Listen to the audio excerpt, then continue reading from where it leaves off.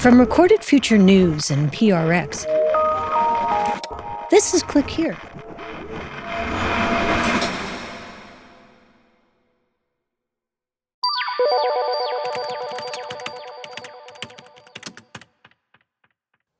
When American filmmaker David Borenstein started working on the documentary Mr. Nobody Against Putin, he realized something.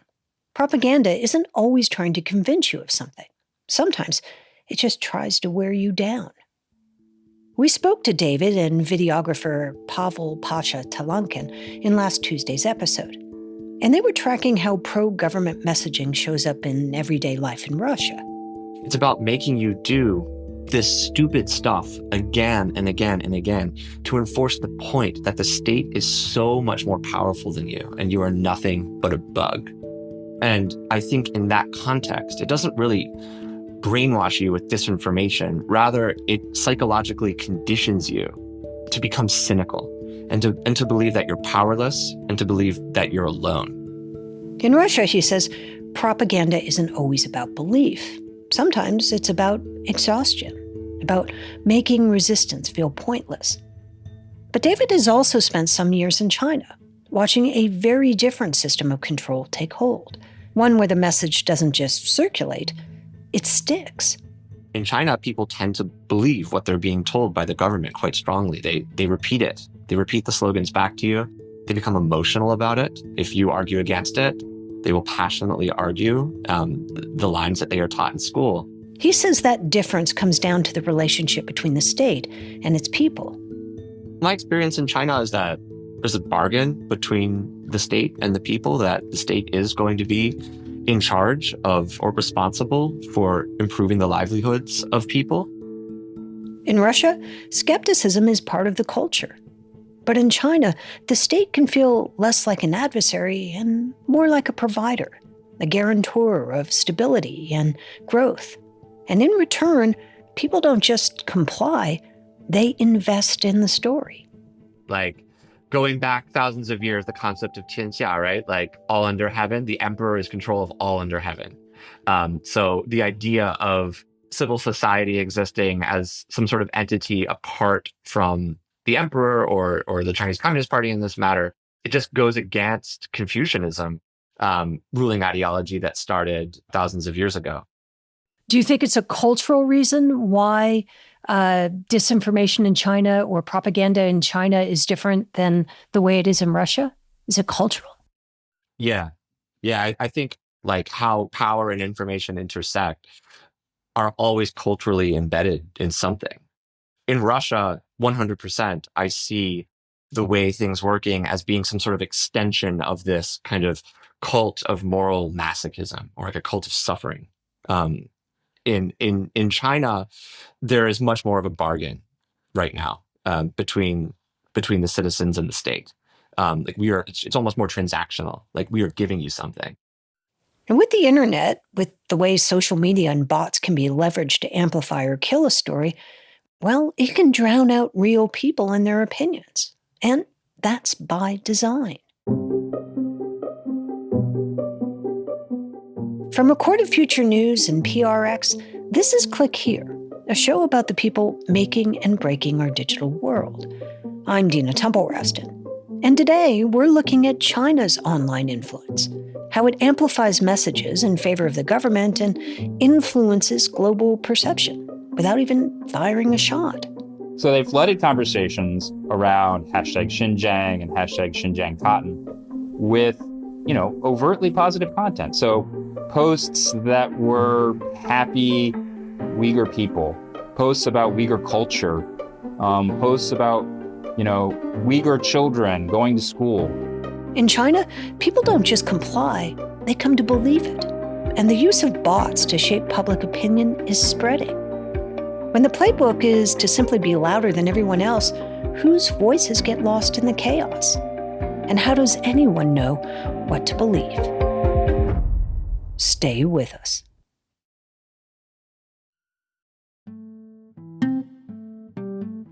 We often describe China's information ecosystem in terms of control. The Great Firewall, a vast surveillance system, barriers that keep some ideas out and manage the ideas within. But what makes that system so powerful isn't just compliance. It's belief, not just going along with the message, but taking it in and making it your own. But that didn't start with blocked websites or censored posts. The idea that a government could shape not just what people hear, but what they feel and what they value runs much deeper, centuries deep. And by the time Mao Zedong took charge in 1949, he didn't just sharpen this idea, he put it to work, unleashing millions of young people during the Cultural Revolution to not just promote his ideas, but to enforce them.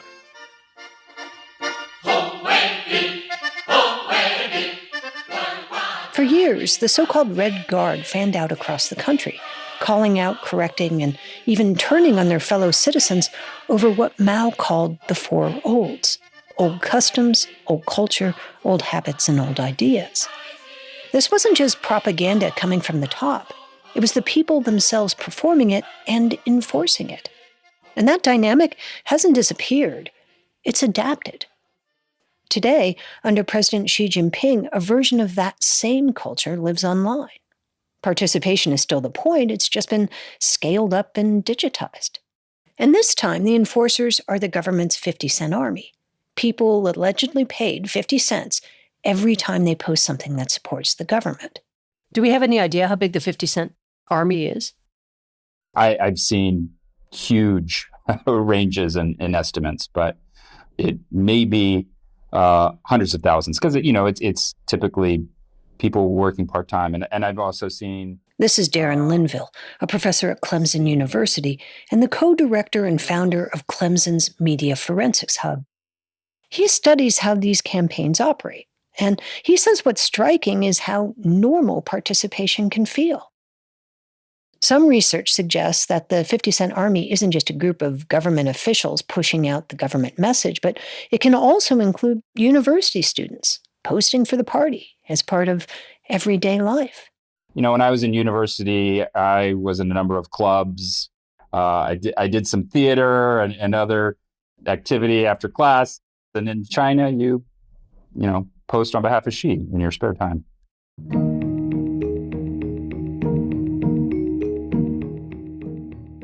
Sometimes people are given specific instructions: what to say, how to say it, when to post.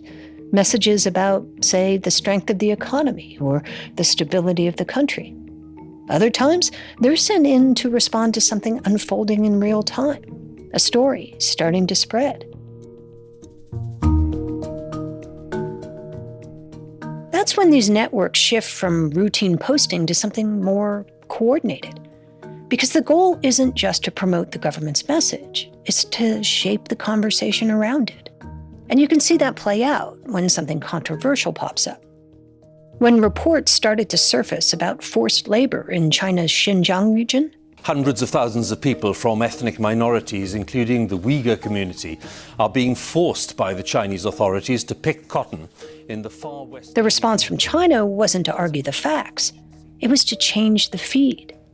Beijing's 50-cent army flooded the same hashtags with generic posts about Xinjiang and the Uyghurs who live there, without a mention of forced labor. So they flooded conversations around hashtag Xinjiang and hashtag Xinjiang cotton with overtly positive content. So posts that were happy Uyghur people, posts about Uyghur culture, posts about Uyghur children going to school. The idea was simple. Don't rebut the story, just bury it, under volume, under something that's easier to look at. It's a different kind of information warfare. Less argument, more saturation. More chances to shape what people see and, over time, what they come to believe. And that approach keeps evolving. What started as loosely organized posting has morphed into more deliberate networks, more coordination.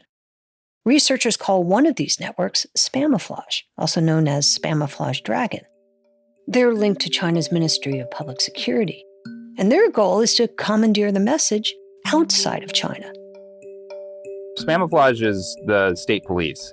So just like the Chinese state police target dissent in the state, they were also trying to do that abroad.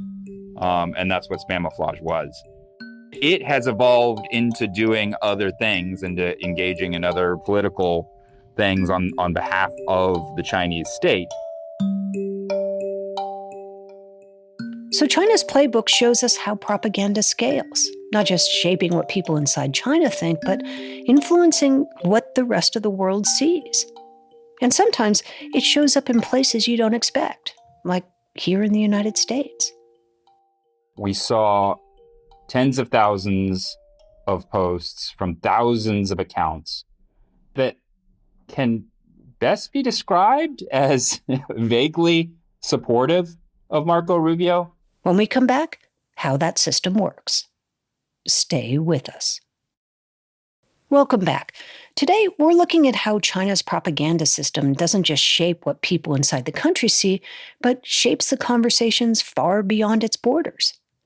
Before the break, we heard about a flood of social media posts, thousands of accounts pushing a similar message. That wasn't organic, it was part of a strategy.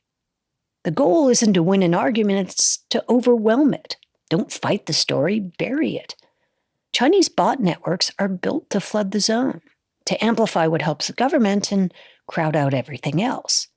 And over time, that changes what people see, what gets shared, even what starts to feel true. And now we're seeing that playbook move beyond China. Senator Marco Rubio, Congresswoman Val Demings, Decision 2022. Before you vote. As votes were being counted in Florida's Senate race, something strange started to happen online. In the early hours of the morning, there was this sudden surge of posts about then-Senator Marco Rubio. Not from journalists, not from the campaigns, but from accounts that didn't quite look real. And the messages were odd, with broken English and repetitive phrasing, and images that didn't quite match the moment. But they were everywhere. We saw tens of thousands of posts from thousands of accounts that can best be described as vaguely supportive of Marco Rubio, but its appearance was really amateurish. And the posts he spotted looked almost like comic strips. It was not his official campaign content, and it was being posted by accounts that had just been created, that had no followers, that, nobody was going to see this content. Which was a head scratcher because engagement is pretty much the point of social media, especially during an election.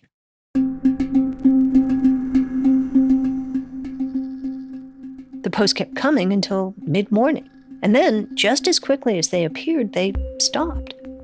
So Darren and his team kept digging. They traced that burst of Election Day activity back to China, and more specifically, to Spamiflage. A new report shows a rise in what's known as Spamiflage, with accounts claiming to be U.S. voters posting about hot-button issues. At first glance, you might assume that this was about influencing the election. But the Rubio race wasn't close. He won by 16 points. Also, the posts themselves were strange choices. Some were neutral and even positive about Rubio, even though he's one of China's most vocal critics. So if this wasn't about helping a candidate, what was it?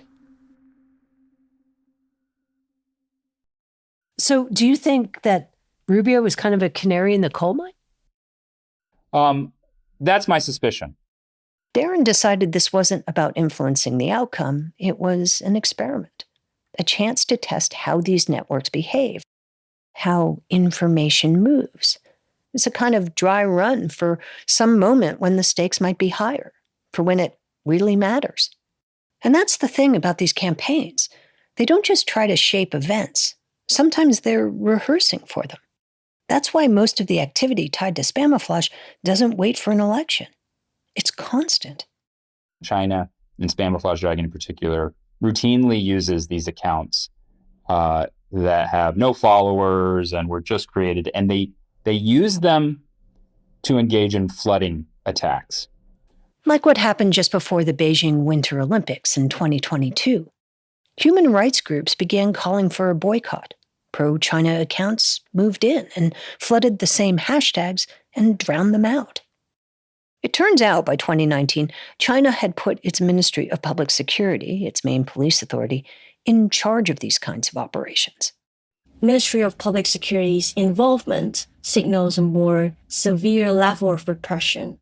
Jifeng Li is an independent researcher who studies China's disinformation campaigns. It indicates that the target or the situation itself is regarded as high priority, a national security threat to the Chinese authorities. And it's also larger scale in terms of operations and often more aggressive in nature. Now, inside China, spamouflage goes by a different name, the 912 Special Project Working Group. They got a few duty teams. Sometimes during certain sensitive time periods, they will have more officers working on this. And they're operating in Dongcheng district, which is a district in Beijing. And they work in shifts, creating accounts, hijacking others, buying access on the dark web. Basically, Beijing's time working hours, probably 9 to 5, 9 to 6, Monday to Friday with a lunch break. The U.S. isn't taking this lying down. In 2023, the Justice Department indicted 34 officers working for China's Ministry of Public Security. It was an attempt to hold China accountable. But so far, it hasn't slowed things down much. If anything, the operations are stepping up. The scope is expanding, and the targets they choose is high-value targets that are influential on China-related policies. Human rights activists, the Chinese diaspora communities who oppose Chinese policies and criticize Xi Jinping and for interfering Taiwan elections, now the U.S. They've targeted foreign governments, Taiwan, the Philippines, and their tactics keep changing.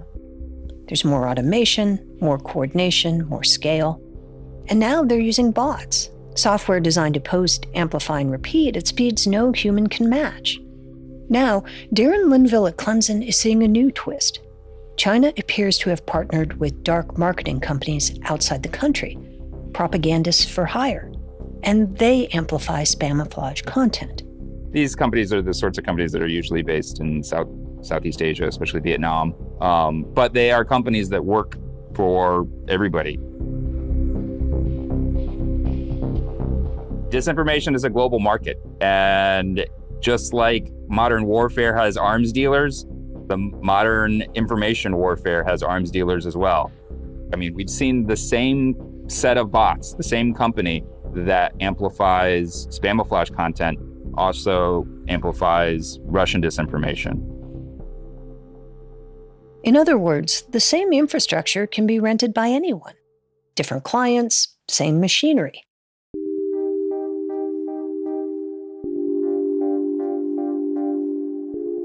And as these networks grow, the noise gets harder to ignore.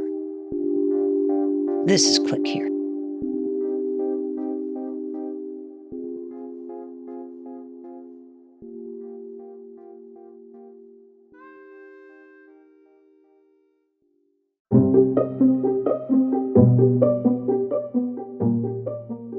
Click Here is a production of Recorded Future News and PRX. Today's show was written and produced by Megan Dietrich, Sean Powers, Erica Gaida, Zach Hirsch, and Casey Georgie.